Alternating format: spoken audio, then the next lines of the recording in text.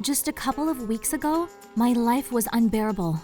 I just hated my parents until I found out why they do this to me. Subscribe to the channel. Every story here is unique, and I start to tell. To some, my life will seem like delicious candy wrapped in gold. I have luxurious home and a chic wardrobe, but sometimes candy can become poisonous, as in my case. Margot, don't turn around! I'm doing braids! Sit still! That's my mom, and she controls my every move. She wakes me up in the morning, she is combing.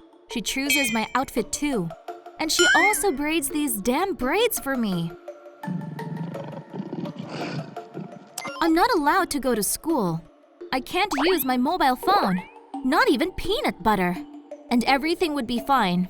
But I'm already 15 years old, and they play with me like a little doll. Have you noticed that everything around is pink? This is my mom's favorite color, and my entire wardrobe is in pink. Dress, skirts, shoes, hairpins. That's why my mother calls this whole sickly pink mixture, and she makes me walk around in it. One day I stuttered that I was tired of everything. I want regular jeans. But my mother was so angry that she locked me in the closet for the whole day. Therefore, I no longer risk arguing with her. After all, no one will come to help me. Only my mother and I live in this big house. The servants come here 3 times a week. And during this time, my mother locks me in the room. My only hope is my father. When I was a little girl, he often came to us and stayed for several days. We walked, rode horses, fed the ducks in our lake, like a normal family. I asked why he doesn't live with us, but Mom always said that Dad had a business in the city, and it was more convenient for him to live there. One night, when Dad was visiting us, I heard him and Mom arguing. I went to the kitchen to drink water, but screams outside the door stopped me. You can't keep her here forever. Margot is growing up and will soon start rebelling. The world is very dangerous, Ralph. I don't want to lose another daughter. I leaned against the wall. Another daughter? I have a sister? I quickly ran to my place so as not to be noticed. After the scandal, Dad did not appear for a long time. Ask why? I didn't take a risk with my mother. She's been hysterical a lot lately, but my thoughts didn't give me rest. How to reveal the secret? There was nothing suspicious in the house. Playroom, bedroom, library, music room. I had access to every room. But somehow, I noticed a key on my mother's neck. Small, but on a very strong rope. So, somewhere there is a lock that unlocks this key. Watching my mother, I realized that she never removes this key. This means he is mega important to her. It was cleaning day. While the rooms were being cleaned, I was ordered to sit in my room, but my mother was in such a hurry that she even forgot to lock the door to my room. And through the crack, I watched everything that was happening in the corridor. I saw how my mother called out to one of the cleaning ladies and handing her the same key that she always wears around her neck, pointed her finger at a huge picture on the wall. Strange. But now I at least have a clue. By evening, I had a plan. To fall asleep, my mother always took sleeping pills at night. 1 tablet. It provided her with several hours of sound sleep. Today, I decided to extend this dream and quietly slipped another half of the tablet into her juice. An hour later, my mother was snoring peacefully on her pillow. I cut the rope around her neck with scissors and removed the key. Mom didn't even move. Closing the door behind me, I walked out into the main corridor. There was a huge picture hanging on the wall, some kind of landscape. I shined a flashlight. Where is the keyhole? Aha, here it is, right hidden in the drawing. I turned the key, there was a slight click, and the painting suddenly moved away from the wall, and behind her, a passage opened. Then I found myself in a small corridor that led me to a strange room. When it turned on the light, I was stunned. It was a children's room. In pink tones, very similar to mine. A lot of toys, and there are portraits of a girl on the wall. I suddenly found it difficult to breathe. A dimple on my cheek, just like I have when I smile. And these braids. Now I understand why my mother constantly braided them for me. This is my Betty. I heard behind me. Mom was standing on the threshold. Tears rolled down her cheeks. My little Betty. And suddenly, she seemed to see something terrible in front of her. Her face contorted into a terrible grimace. She clasped her head in her hands and screamed loudly. I lost her! Lost forever! Mom fell to her knees and sobbed. I knelt down next to her and hugged her tightly. How long we sat there is unknown, but apparently we fell asleep, and my dad woke me up in the morning. I called.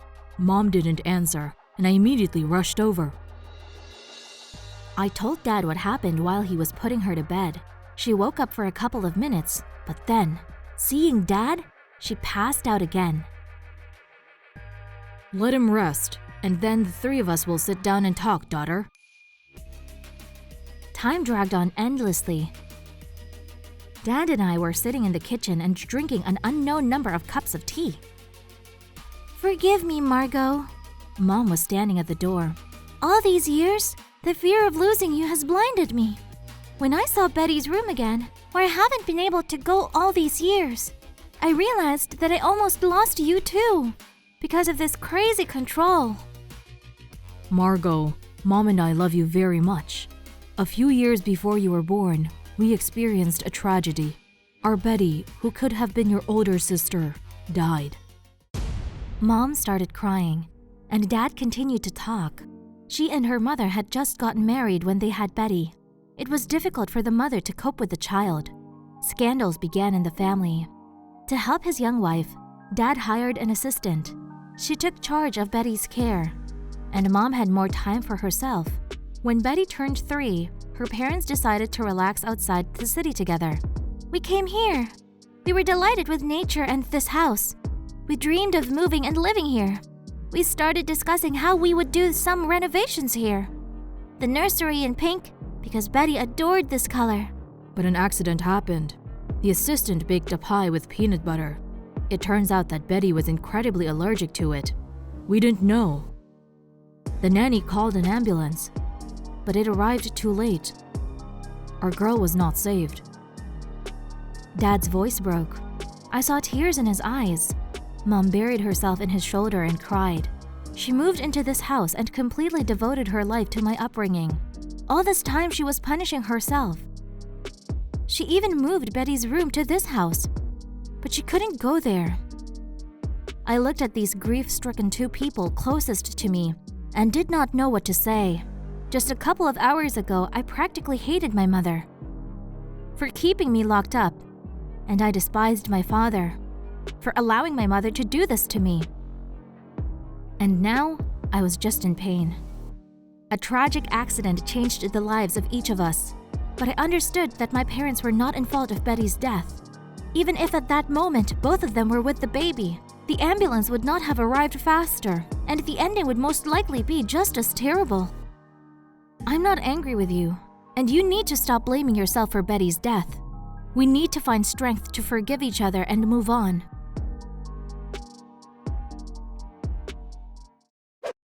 A month has passed.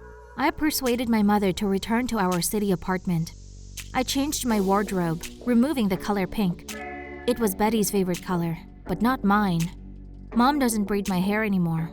Finally, I have a mobile phone. Yesterday, I was admitted to school, but I still don't eat peanut butter. I'm allergic to it too. Dad is incredibly happy that the family has been reunited. I will discover a new world for myself. Mom is trying to trust and let me into this world.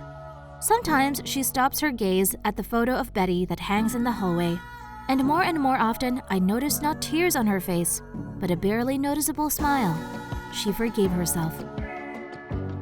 It wasn't easy for me to tell you my story, but this proves that sometimes, in order to find happiness, you first need to find the strength to forgive, step over the pain, and move on. If you have experienced something similar in your life, write to me in the comments. We'll wait.